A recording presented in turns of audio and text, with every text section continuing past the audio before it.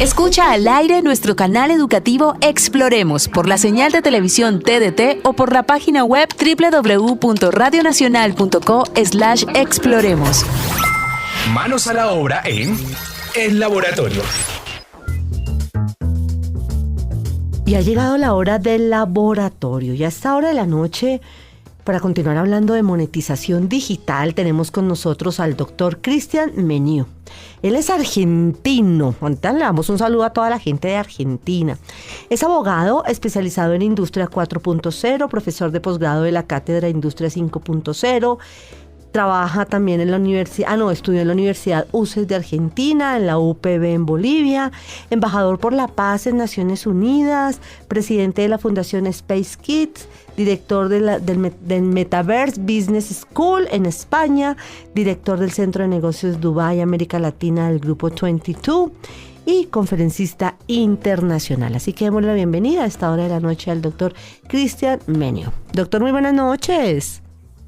¿Qué tal? Muy buenas noches, Andrea. Un gusto saludarles. Muy bien, gracias. Gracias por aceptar la entrevista a esta hora de la noche. ¿Sí pronunció bien su nombre? ¿Cristian Meniu es su apellido? Sí. Ok, sí, perfecto. Sí, ¿Y qué parte de Argentina es usted? Muchas gracias. Capital Federal, Recoleta. Ok, qué bonito. Zona de tango.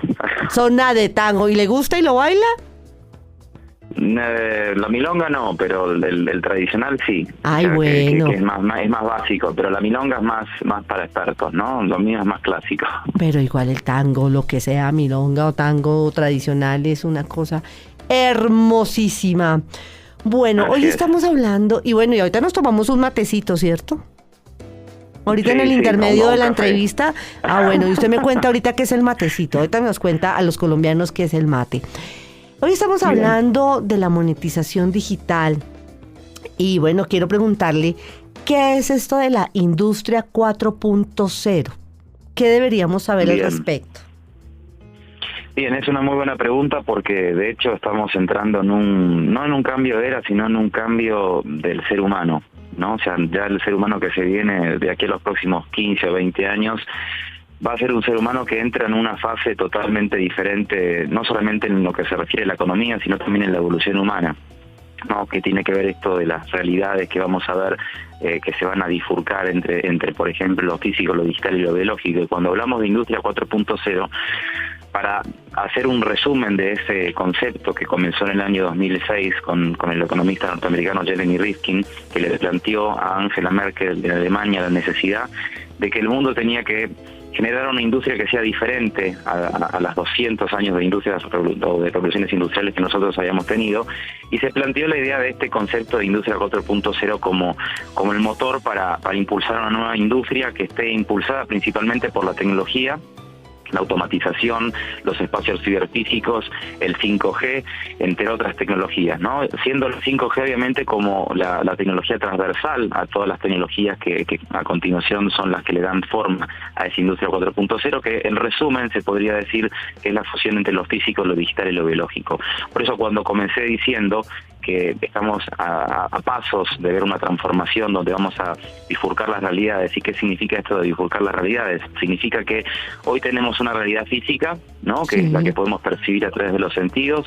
Otra realidad que es la realidad digital, que es la que comenzamos a experimentar a partir de los años 80 con la aparición de los celulares, que muchos dicen que es una extensión de nuestro cerebro.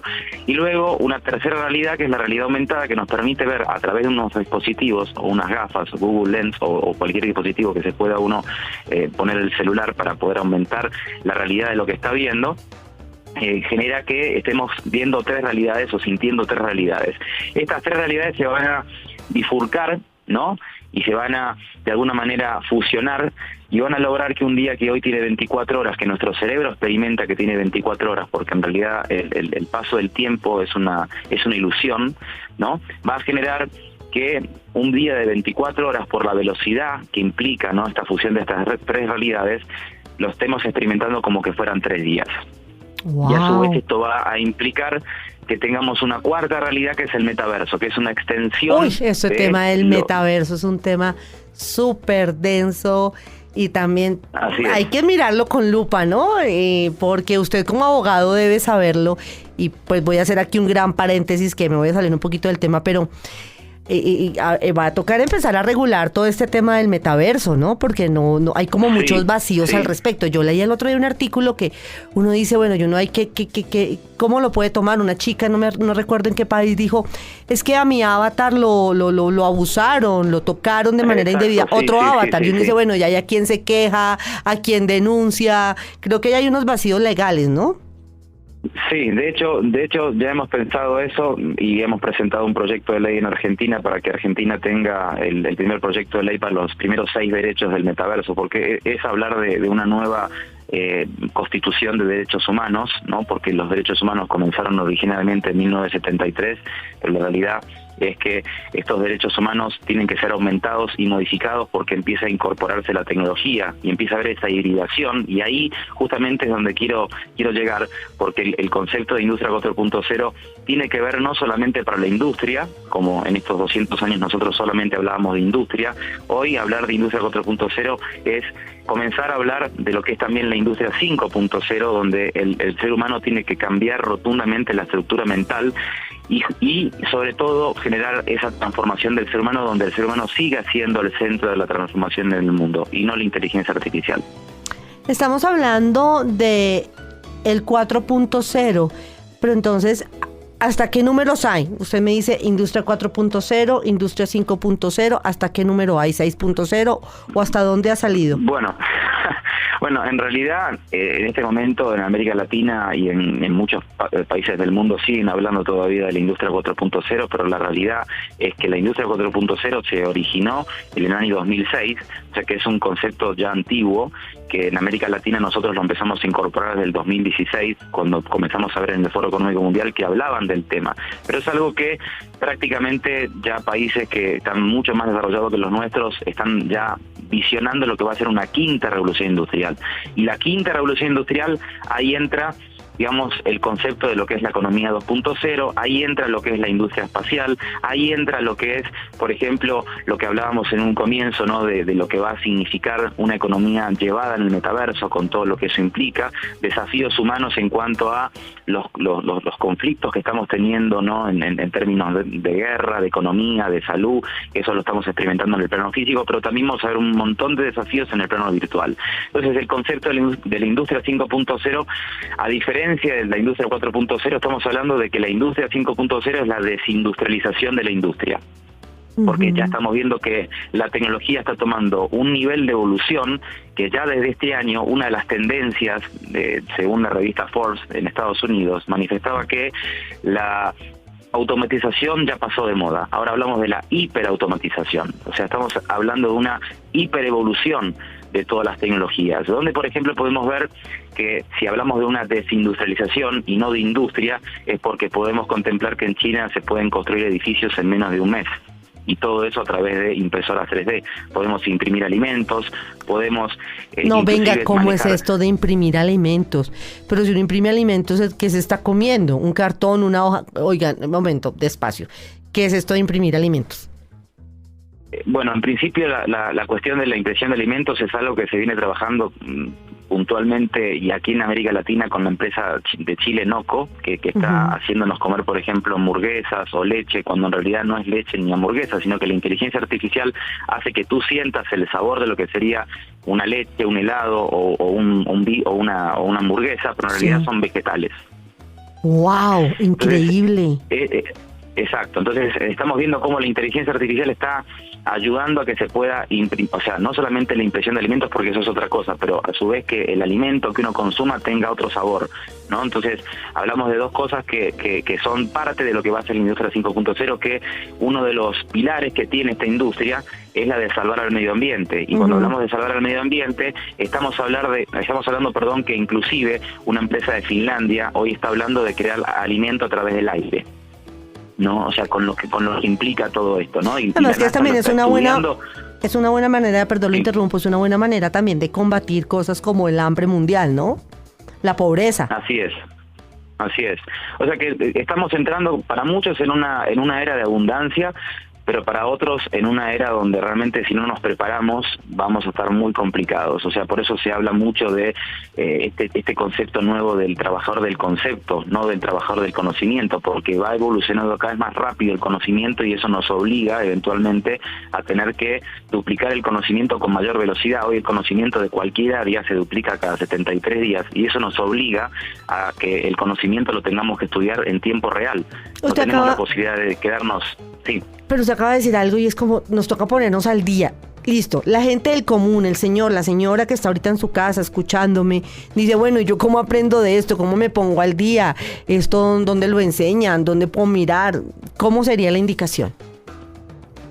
Bueno, en principio lo más importante es que si bien hay cursos de instrucción comercial de lo que es la economía 2.0 o hay cursos de lo que es la denominada industria 4.0, no se trata tanto de la planificación de lo que voy a estudiar, sino se trata de empezar a cambiar los patrones cerebrales que cada uno de nosotros tiene en cuestión de cómo vemos la realidad, en cómo experimentamos el día a día y sobre todo cómo nos proyectamos en ese futuro que se viene, que es un futuro que ya no es más VUCA, sino que es VANI, ¿no? Porque es frágil, es un mundo que no es lineal, es un mundo donde hay mucha ansiedad y donde prácticamente la reinvención depende de cada uno. No hay salvadores en esta era, no vamos a tener mesías.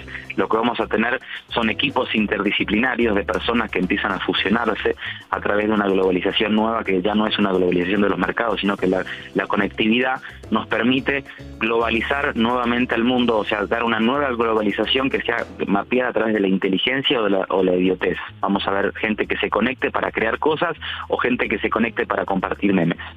Así es, o gente que se conecte para criticar al otro, o gente que se conecte solamente para pelear de manera virtual, porque en las redes se ve de todo definitivamente. Estos números 2.0, 4.0, 5.0, es como pasa con los celulares de alta gama, que entre más número mejor, o sea, más actualizados están, o esos números no representan nada y no hay diferencia entre el 2.0, el 4.0, el 5.0. Bueno, todo esto, Andrea, tiene una fase de evolución, ¿no? O sea, son partes evolutivas. Cuando nosotros hablamos hoy de las criptomonedas o de lo que es el Bitcoin o de lo que es la economía token, todo eso, es porque lleva una evolución. Cuando tenemos que focalizar y centrar en conceptos claros que la gente empieza a entender que estamos evolucionando, es cuando hablamos ya de este concepto de la economía 2.0, que dentro de lo que es la economía 2.0, ahí lo que comenzamos a ver es el uso de las criptomonedas, comenzamos a ver el teletrabajo, que ya nos quita el concepto, ¿no?, de que somos colombianos, argentinos, nos empieza a hacer en la cabeza el ruido de que no somos, personas que nos manejamos con un pasaporte o un DNI, porque si nos podemos conectar a través de internet y una moneda mundial globales, Exacto. O sea, ya estamos entrando en un concepto donde las crisis que estamos viendo es porque justamente nos tenemos que reinventar. Y dentro de ese concepto de la economía 2.0 entra en juego todo lo que va a ser la economía espacial, el metaverso, el uso de las criptomonedas, el blockchain, todo lo que tiene que ver, por ejemplo, con la transformación del ser humano, donde el ser humano tiene que aprender a utilizar la inteligencia artificial para que la inteligencia artificial no lo termine reemplazando. Expliquémosle a la gente esto que usted acaba de hablar. Bitcoin, criptomoneda, ¿son lo mismo?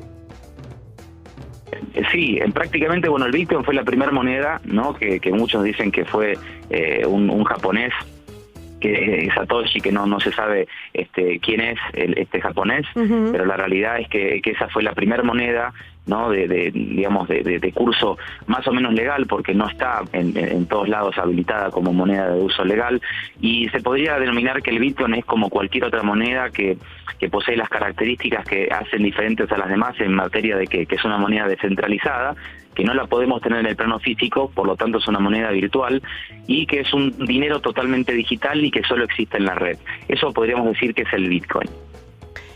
Y esas monedas, mucha gente dirá, ¿será que sí son seguras?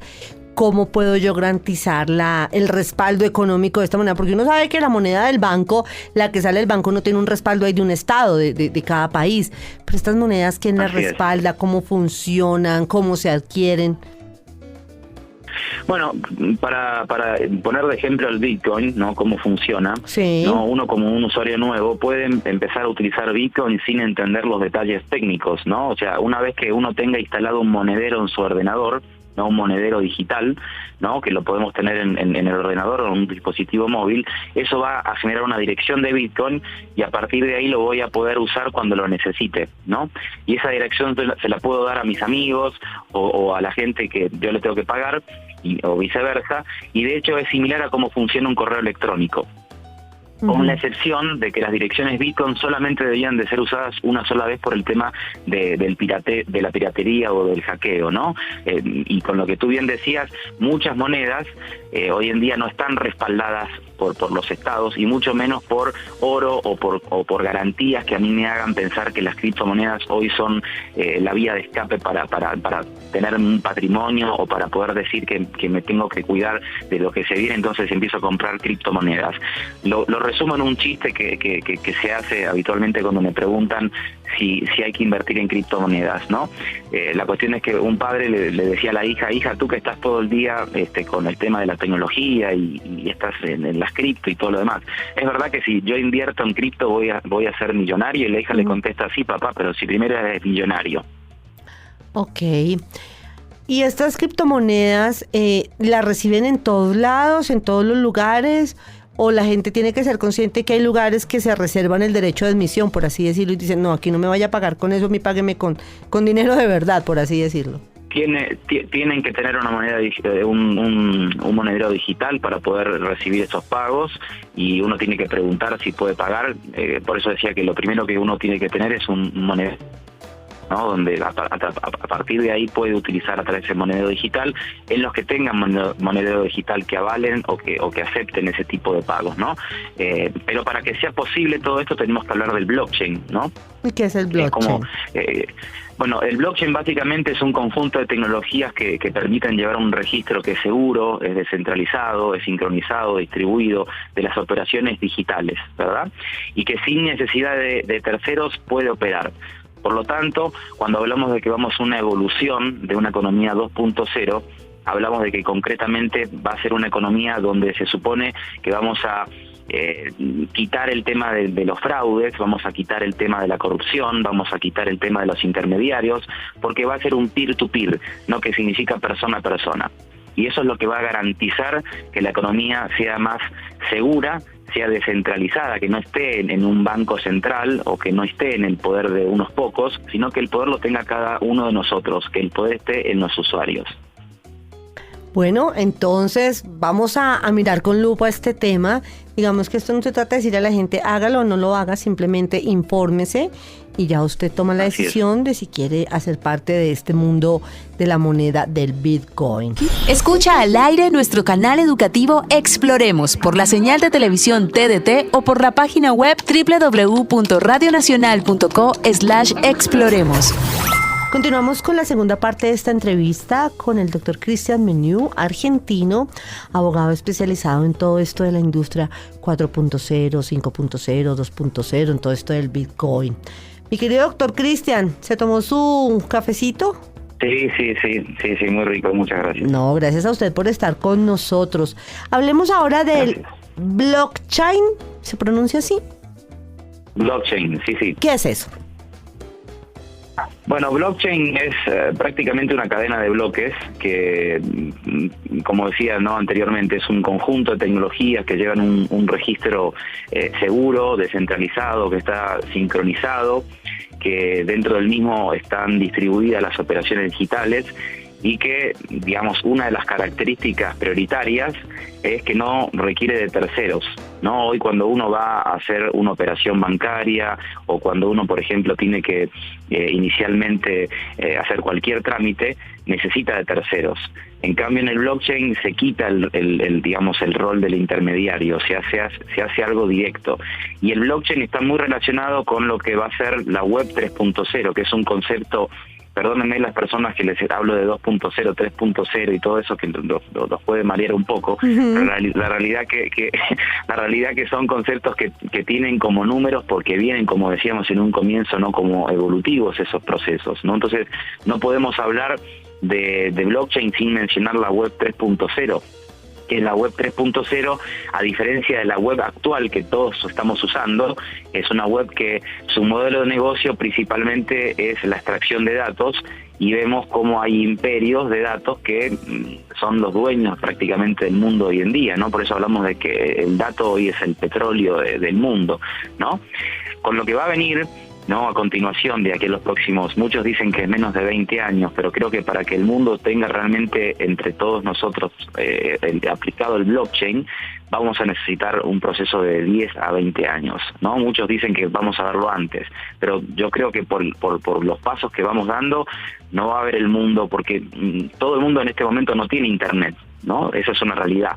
Y para poderle dar vida al blockchain o a la economía 2.0 en su totalidad, donde el blockchain va a ser el eje central de esa transformación, vamos a necesitar mucha conectividad, y vamos a necesitar que las instituciones, tanto públicas y privadas, empiecen a manejar no solamente el tema de los pagos, o sea, porque cuando hablamos de blockchain muchos confunden que el blockchain solamente está creado por las criptomonedas, y el blockchain es mucho más que eso, ¿no? El blockchain es la posibilidad de que nosotros podamos por primera vez en la historia ser prosumers, usuarios y consumidores a la vez, ¿no? Creadores de contenido, ¿no? Todos los que son artistas, por ejemplo, que hoy necesitan de las discográficas para vender su material, o muchos que no pueden vender porque no tienen cómo llegar a ese intermediario, los que venden alimentos, por ejemplo, ¿no?, que necesitan de las grandes empresas que les compren su producción, y que sabemos que dentro de esa cadena de distribución o dentro de esa cadena de beneficio, el que menos gana es el productor. Con lo que va a venir con el blockchain, va a permitir que realmente uno tenga el acceso al consumidor de forma directa. Y es un sistema que se maneja a través de bloques, por eso la palabra block, ¿no?, que viene de bloque, se conecta a través de un hash. Yo paso a tener un hash, que es un código de identificación que es inviolable y que no se puede duplicar, que va a permitir eventualmente que yo pueda con ese hash poder empezar a operar, ¿sí?, para hacer compras o que me compren. Ahora, ¿qué pasa cuando alguien no cumple dentro del blockchain? ¿No? Bueno, lo que va a pasar es que eventualmente esa persona va a estar bloqueada. Entonces, el mismo sistema te obliga a cumplir. Por eso hablamos de un Internet de la transparencia. Claro, mucho más honesto, ¿sí?, por así decirlo. Así es. Entonces, es un tema que lo estoy haciendo lo más resumido posible porque es mucho más amplio. Después hablamos de diferentes tipos de blockchain, hablamos de diferentes utilidades de blockchain, pero para que la gente lo entienda rápido, es como decir la evolución de la economía y lo que va a pasar con los estados-nación, que si no empiezan a incorporar el blockchain, ¿qué va a pasar con esos estados-nación? ¿No? Porque el blockchain está ligado a lo que va a ser el metaverso y lo que va a implicar la economía en el metaverso, que se va a manejar eventualmente por lo que suceda dentro del blockchain. O sea, para que yo pueda operar como ciudadano digital en distintos metaversos, porque hay muchos metaversos, la forma de operación va a ser a través del blockchain. Aunque muchos dicen que también la parte física no va a dejar de existir de la noche a la mañana. Por eso digo que no es una transformación que ya va a venir mañana, pero es un proceso que de a poquito empezamos a ver. Lo comenzamos a ver en una parte pequeña de lo que es el blockchain, que es la cantidad de usuarios que están comenzando a usar criptomonedas en el mundo. El año pasado aproximadamente eran 178 mil millones de personas, ¿no?, aproximadamente. Sí. Y este año estamos viendo que si vemos un incremento, obviamente, es porque vemos que hay 295 millones de usuarios en el mundo que están usando criptomonedas. Y el Bitcoin, ya el 91% de la moneda está vendida.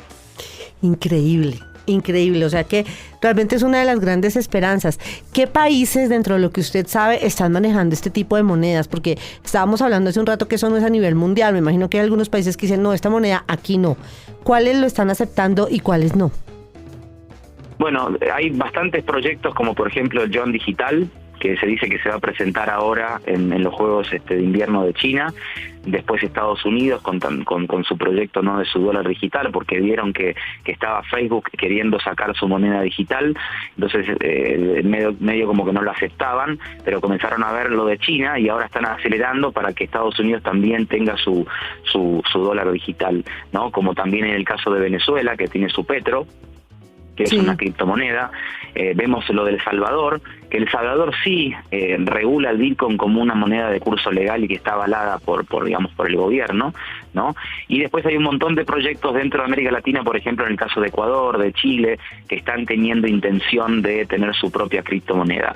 Después vemos países que son los que más consumen criptomonedas en América Latina, bueno, desde Venezuela, Argentina, México, Brasil y bueno, obviamente Colombia son los que más están utilizando dentro de América Latina el tema de las criptomonedas. Principalmente muchos lo hacen como para salvar su patrimonio en caso de que sus economías se empiecen a debilitar mucho más, ¿no? Como una especie de vía de alternativa, ¿no? Ante la inestabilidad que estamos viviendo.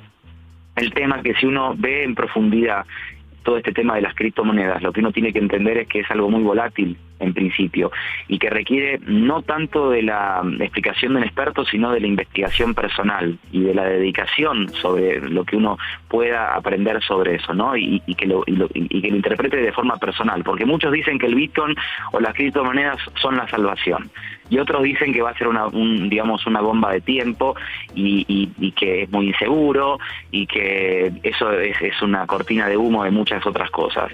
La cuestión es que ni uno ni el otro tiene la razón. El que tiene la razón es el que investiga y el que realmente encuentra sus beneficios a través de eso. Pero mi recomendación es particularmente la que voy a decir, es que si yo tengo un dinero adicional que lo puedo utilizar para las criptomonedas, invierta ahí. Si no invierta mis ahorros, porque si invierto mis ahorros o me hackean la cuenta del monedero digital y me roban el dinero, o subió de golpe mucho y después, no sé, tiraron una bomba en tal lado y eventualmente la moneda cayó y perdí todo lo que invertí. Por eso tengo que tener mucho cuidado a la hora de meterme en este modelo de negocio que, como digo, actualmente hay 295 millones de personas que están metidas, pero no estamos hablando de todo el mundo. Bueno, y hablemos ahora de qué se trata el token, que es la economía token. Bien, bueno, la economía token está ligada inclusive con lo que hablábamos antes del blockchain, ¿no? Y bueno, y estar ligada a la concepción de lo que son las denominadas criptomonedas. Ahora, si tuviésemos que decir qué es un token, lo podríamos definir de la siguiente manera. Bueno, es un objeto físico o digital que tiene un cierto valor de contexto, ¿no? Que está determinado para una comunidad, aunque su propia materialidad no contenga ese valor en sí. Vamos a poner un ejemplo. Las fichas de casino, por ejemplo, son pedazos de plástico de distintos colores, pero representan cantidades de dinero, ¿no? Eso es lo que podríamos decir que es un token. Y cuando hablamos de la economía del token, es un nuevo concepto que está ligado justamente a este tema del blockchain, a las criptomonedas, que a través de esta nueva forma de economía se pretende cambiar las formas de consumo de aquí a las próximas décadas. Este es uno de los conceptos que podríamos decir que es de los más revolucionarios actualmente. Dentro de sus objetivos se encuentra el de convencer a los usuarios de criptomonedas que los tokens derivados de estas pueden proporcionarnos una economía sostenible, ¿no? Entonces, eso es lo que podemos ver de lo que es la economía del token, ¿no? O sea, y que de alguna forma, como volvemos a decir nuevamente, es algo que recién está comenzando. En los últimos 20 años nosotros vimos cómo fue evolucionando, pero que todavía no hay seguridad plena de que este es el camino. Pero si hablamos con personas que vendan criptomonedas o personas que están invirtiendo en criptomonedas, uno diría, bueno, ellos nos pueden decir la verdad de la milanesa, pero tampoco, porque es un mercado volátil que nadie tiene la burbuja de lo que va a pasar, ¿no? Hay muchos que se han llenado de muchísimo dinero invirtiendo en esto y hay otros que prácticamente entraron en quiebra. Por eso, por ejemplo, hay especialistas como el español Niño Becerra que cuando le dicen deberíamos invertir en criptomonedas, y lo que él dice es lo que dije en un principio: si ustedes tienen un dinero que les sobra, que no les va a afectar si lo pierden, inviértanlo en criptomonedas, pero ni se les ocurre invertir en los ahorros que ustedes tengan, porque les puede ir muy bien o les puede ir muy mal, claro. Además, eso tiene mucho que ver con la bolsa, eso tiene algo que ver con las bolsas de valores del mundo. Bueno, actualmente ya decimos que el Bitcoin está operando en la bolsa de Chicago, ¿no? O sea, como una moneda de curso legal, pero la realidad es que todavía no está avalado por todo el mundo y hay muchos que están vetando el Bitcoin, y se podría decir que el Bitcoin es un ejemplo de las criptomonedas, pero no es la moneda que nosotros tenemos que pensar de intercambio, sino es una moneda de reserva. Lo que fue en su momento, por ejemplo, la compra de oro, que hoy con esta situación bélica que estamos viviendo, muchos están respaldando en oro, comprando oro. Y ahí sí diría que eso es más, para mi criterio, más seguro y más sólido a la hora de tener un resguardo ante una crisis mundial o ante una estaflación o una inflación, ¿no? O sea, tener resguardo en oro para mí hoy sigue siendo como el escaparate más interesante si tengo un dinero para invertir o si quiero cuidar mi patrimonio, ¿no? Pero las criptomonedas es una economía totalmente volátil, ¿no? Es una economía que prácticamente sí va a construir y va a darle los lineamientos de la economía mundial de aquí a los próximos 10 años, porque vamos a ver el dólar digital, vamos a ver el yuan digital, pero la realidad es que el riesgo que corre todo lo que estamos viviendo con las criptomonedas es que se genere una nueva corrupción. Sí, o sea, porque en muchos casos de las criptomonedas no se sabe a dónde van esos fondos o quiénes son los dueños. Entonces, corremos el riesgo. Y otro tema también que no es menor es el tema de que para que exista toda esta economía necesitamos grandes cantidades de energía, ¿no? Entonces ahí es donde muchos, como por ejemplo en el caso de Elon Musk, el año pasado dijo no vamos a usar más el uso de pago de bitcoins para comprar autos eléctricos, ¿no? Porque esto está contaminando el planeta. Pero después se salió con una nueva teoría de que va a haber cadena de bloques que no van a requerir de tanta energía y que va a hacer que esta economía realmente sea sostenible y no que de alguna forma genere la destrucción de la naturaleza o la contaminación del planeta Tierra. Por lo tanto, es un tema que hay muchos a favor, muchos en contra. A mí me gusta mucho la imparcialidad, ¿no? Decir, analicemos, estudiemos, pero no nos pongamos a defender algo que por ahí podemos estar equivocados, porque como todo lo que dije en un principio, hoy todos somos trabajadores del concepto. No hay personas que puedan decir que son expertos en algo porque, según lo que decía el Foro Económico Mundial, necesitamos 176 horas diarias para entender, ¿no?, cómo evoluciona el conocimiento en todas las áreas y para entender hacia dónde vamos. Y creo que ninguno de nosotros tiene esa capacidad. Los pro y los contra de este tipo de monedas, porque me imagino que como todo tiene sus ventajas, pero también tiene sus desventajas. Entonces hagamos como 3 pros y 3 contras de este tipo de monedas. Bien, bueno, las pro diría, bueno, la descentralización en un principio, ¿no? La descentralización, la quita de intermediación, ¿no? Que me parece que eso es muy clave. Y después, la tercera, que en definitiva me obliga a tener que estudiar sobre tecnología, a estudiar sobre no solamente de criptomonedas, sino del uso del blockchain, el uso de la computación cuántica, porque la computación cuántica de alguna forma va a converger con el blockchain y va a permitir realmente que sea inhackeable. Porque se dice que una de las características que tiene justamente el blockchain es que es inviolable, pero estamos viendo que hay robo de billeteras digitales o suplementación de identidad. Entonces, hay como algo ahí que no cierra mucho, ¿no? Entonces, la solución para eso va a ser la computación cuántica, que va a lograr, a través de 2 características, ¿no?, que tiene la computación cuántica, que son como la clave de esta evolución que vamos a tener, que tiene que ver que cuando yo recibo un mensaje, lo voy a resumir en términos muy simples, cuando yo recibo un mensaje, automáticamente, luego de haberlo leído, se va a borrar. ¿Sí? O sea, no va a quedar una copia, ¿sí? Y la diferencia porque sé que la computación cuántica es un tema muy complejo y no quiero aburrirlos ni quiero que digan no lo entendí. Lo puedo resumir bien simple, ¿no? Que hoy los ordenadores tradicionales, para descifrar, por ejemplo, un problema de un premio Nobel, tardarían 5.000 años, ¿sí? Y una computación cuántica te lo puede sacar en menos de 5 minutos. Ok, perfecto. Por la capacidad de cálculo que tiene la computación cuántica, ¿verdad? O sea, que hace que prácticamente tengamos el poder en nuestras manos. Claro. Bueno, hablemos ahora de qué mirada tienen las economías tradicionales frente a este tipo de economías virtuales. ¿Las apoyan, no las apoyan? ¿Están en constante disputa o por el contrario sí?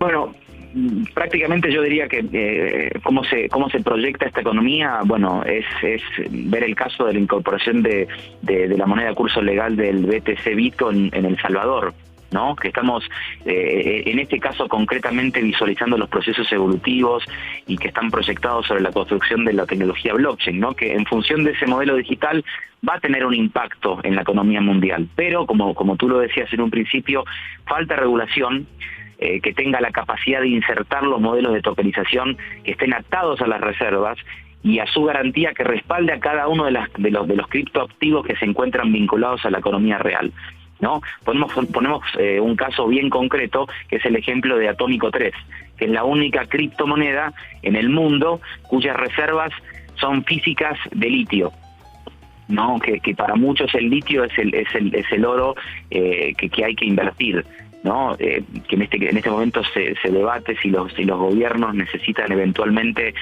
regular el litio de forma pública o hay que dejárselo a los privados, ¿no? Y estamos viendo que en América Latina tenemos lo que se denomina el triángulo del litio, ¿no? Que ahí está Argentina, Bolivia y Chile, ¿no? Que ahí hay una gran cantidad de reservas de litio a nivel mundial.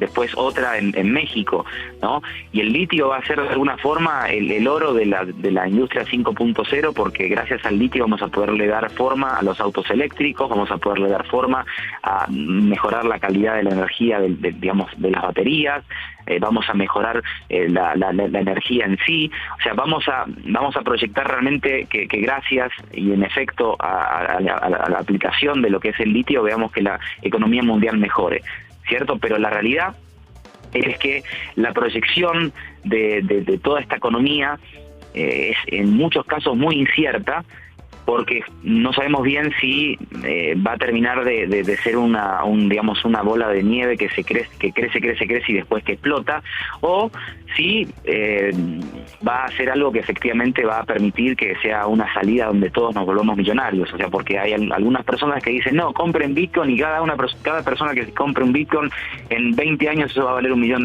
y se van a volver millonarios. Entonces, claro, la gente dice buenísimo, pero hay ciertas irregularidades o ciertas cuestiones que hoy uno ve en el robo de identidades, en la pérdida del dinero que uno no sabe por qué lo perdió, ¿no? Entonces genera como esa incertidumbre, esa falta de credibilidad en la materia, y es importante que la gente entienda que solamente 295 millones de personas están utilizando criptomonedas en el mundo. Uy, no son tantas como uno creía, ¿no? Exacto, sí, o sea, pero la realidad es que está en alza eso, y luego de la situación sanitaria comenzamos a ver cómo por primera vez en la historia, desde la aparición del e-commerce, el e-commerce superó a la economía física, ¿no? al comercio tradicional, y que el comercio tradicional, cuando hoy uno ve dentro de las tendencias del consumo, se está hablando de que las empresas tienen que comenzar de forma urgente a aplicar dentro de sus modelos de pago el uso de criptomonedas y aplicar dentro de sus empresas lo que es el blockchain.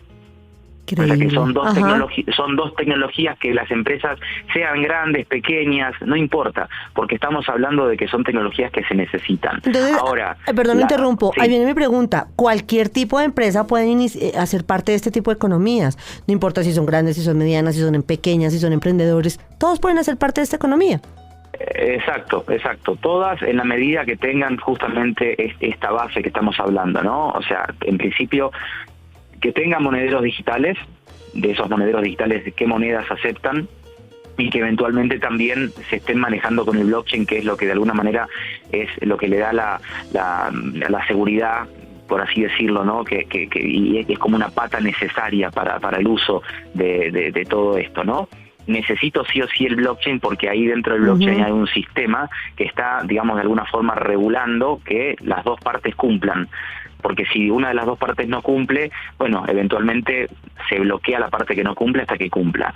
Y se bloquea del sistema a esa persona. Pero tenemos diferentes tipos de blockchain, porque si hablamos del blockchain que está desarrollándose en Dubái, ese es un blockchain público que afecta tanto al ámbito empresarial como al ámbito institucional. Pero después puede haber blockchain entre empresas, ¿no? Donde hagan negocios entre sí y eventualmente utilicen una cadena de bloques para ellos solos. Definitivamente, y ya para terminar, la economía del mundo está cambiando. no solamente por el tema de la pandemia, sino por todo, ¿no? Que lo de Rusia, que lo de Ucrania, que la participación de Estados Unidos.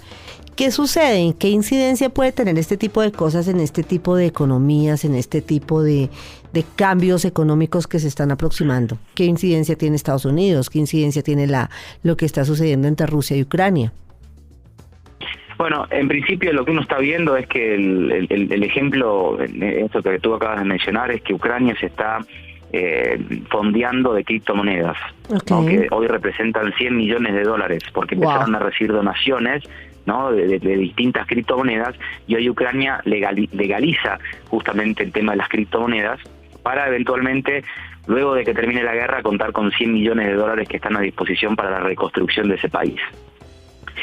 Estamos viendo a su vez que la situación entre Rusia y Estados Unidos, porque no es Ucrania y Rusia, sino que es Rusia y Estados Unidos que están peleando, ¿no?, por intereses, está generando que el Bitcoin haya subido un 10% desde que comenzó toda esta situación, ¿no? O sea, generó una volatilidad positiva, ¿no? Que después cayó, después subió, pero la cuestión es que últimamente está subiendo y el dólar se está depreciando. Ya. Entonces, de alguna forma esto beneficia, porque como bien dijimos en un principio, el Bitcoin está teniendo un oligopolio. O sea, no es que todo el mundo va a tener Bitcoins. O sea, si el 91% está vendido de ese Bitcoin, quiere decir que ese porcentaje se está viendo beneficiado, ¿no? Oligopolio. Si la guerra, en este caso es el oligopolio, que es un grupito de personas, sí, ¿no?, que están haciendo un nuevo banco mundial, por así decirlo, ¿no?, del Bitcoin, ¿no?, que van a tener el control del nuevo oro, porque muchos ven que el Bitcoin es el nuevo oro, ¿no? Y ese nuevo oro va a tener un poder que puede llegar a 2, 3, 4, 5 millones de dólares. Después hay otras monedas, como el Ethereum, por ejemplo, que viene debajo del Bitcoin, que es otra moneda que eventualmente puede, en efecto, no digo sustituir al Bitcoin, pero que sí le está haciendo como una pelea, ¿no? En el sentido de que está ganando fuerza con el paso del tiempo. Y después hay millones de criptomonedas que, bueno, muchas no están respaldadas en nada y que son una bola de humo y que terminan siendo estafas. Y ahí es donde yo digo que hay que mirar con lupa. Cuidado. Exacto, hay que mirar con lupa, hay que tener muchísimo cuidado también cuando uno tiene digamos el monedero digital, ¿no? A dónde lo saca, o sea, y lo que hablábamos antes, ¿no? Estudiar sobre todo muchísimo antes de meterse en este mundo. Bueno, Cris, muchísimas gracias. Estábamos hablando con el doctor Cristian Meniuk, argentino y abogado especializado en todo este tema de la industria 4.0, 5.0, 2.0, Bitcoin, tokens, bueno, monedas virtuales. Muchísimas gracias. Está a su casa cuando quiera. Bienvenido. Muchísimas gracias, Andrea, y un saludo para todos por la linda Colombia. Y cuando venga a Colombia, yo le ofrezco un cafecito envenenado y usted me enseña a preparar un mate. Así no se lo tome, me lo enseña a preparar, ¿vale? De una. Tengo que llevar. Eso, me trae y me lo enseña a preparar de una. Cris, muchísimas gracias, que descanse, muy amable, buena noche. Escucha al aire nuestro canal educativo Exploremos por la señal de televisión TDT o por la página web www.radionacional.co/exploremos.